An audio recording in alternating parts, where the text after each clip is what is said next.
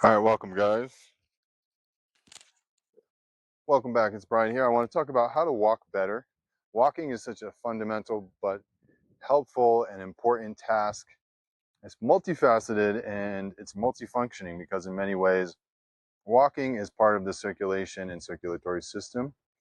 Okay, so our calf muscles are really, really key in helping us to circulate blood against the flow of gravity, right? So back up from our legs, from our feet.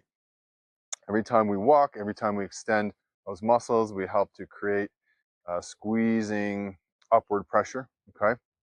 And that helps with the circulation, stagnant blood buildup. So you can see sitting, right?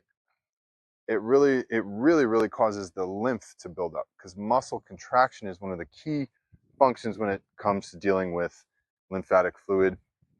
Okay, so think about that, guys. Walking, super, super important. Helps with that circulation, helps with lymphatic flow. Focus on breaking up long sitting bouts, whether it's at work, at your desk, at home, watching TV, in the car.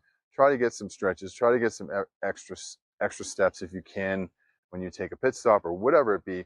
Be creative, but really keep that in the forefront of your mind, and you'll start to notice that you can't actually work with wherever you're starting at, break up some of those stagnant times, and get more circulation and more overall flow throughout your day when it comes to, again, dealing with that lymphatic drainage, which is super, super key for the blood and for our overall wellness, for our vital systems, for basically our immune system function, and just overall health and wellness, right? To really have that true glow of health, the lymphatic system is very, very important. In the circulation and the circulatory system, the blood is very much intertwined, interconnected.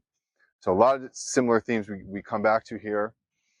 Okay, so the last thing I want to leave you with is just thinking about walking in terms of having a natural flow when you walk, okay?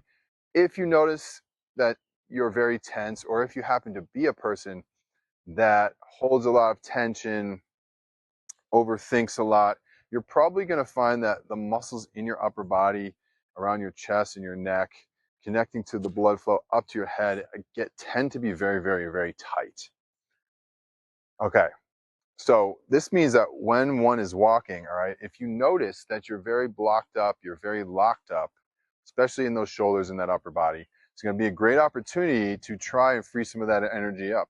Okay, so the first way you're going to do that is physically, and then on the subtle levels, that energy will start to free up as well. Okay, so on the physical level, it's a simple shift from thinking about how the weight is moving through your body to your body, how you kind of normally might think of it as your body as just one giant weight, right? But now you want to think about the weight moving through your body more like water, and you want to think about the flow of the head coming over the foot, and as you shift, okay, the counterbalance of the opposite shoulder that comes forward, all right, to match this forward hip is going to then pull me through my core, through my transverse, through my contralateral sling system, through my internal external obliques, through the whole function of the fascial sling system, essentially, as you could call, this natural elasticity in the body that is really this natural counterbalance, the spinal engine, right? We can sum that all up as this flow and this fluid movement, so that the next step is when, okay, we switch directions. So again, the weight is now going to shift over towards this instep or this arch, okay, the inside of this foot, essentially onto this side of the body where the balance now is, right? So rather than walking in a kind of railroad fashion, you're actually focusing a little bit more on shifting as you walk, natural shift, okay? And that also allows the shoulders to start to move in this kind of infinity figure eight pattern, more like, again, how a cat would move, very smooth, controlled, no extra motion, no excess movement, in the sense of the energy transfer is very fluid through the body, okay? So if you notice, again, you're bouncing around, and as you walk, you feel kind of blocky, or you get off balance, or you're kind of railroading, or you're stuck in between your legs, in between your shoulders. If you notice, again, clenching in the traps, in the chest and neck. This is going to be simple thing that you can do on the regular, because how much throughout your day do you walk? Now you can implement this. Often you're training the opposite. You're training yourself to, again, not be aware, not implement these natural systems of movement, and you're training the body to stay more locked up, rather than using those opportunities as a chance to release some of that fascial tension and the underlying layers of tension that are corroborated within there. So the idea being that, again, your body is water. If you think about the water moving through your body, it's a different understanding, not only of energy, but of control and um, your inner sensation, uh, and even the intermuscular coordination, right? Or how the energy transfer, or how the nerves fire, how the energy transfers through the body, through the systems.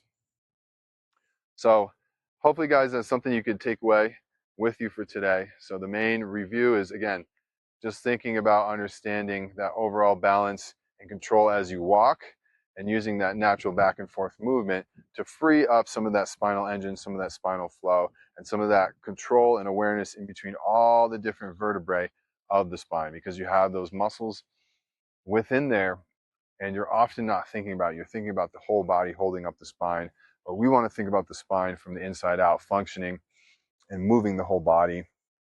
So it is kind of this re-inversion or reversion from the original inversion, to bring it back full circle. And okay, so that's what we're doing here today. All right, guys, make sure you hit that subscribe, and we'll see you guys next time. Thanks for tuning in.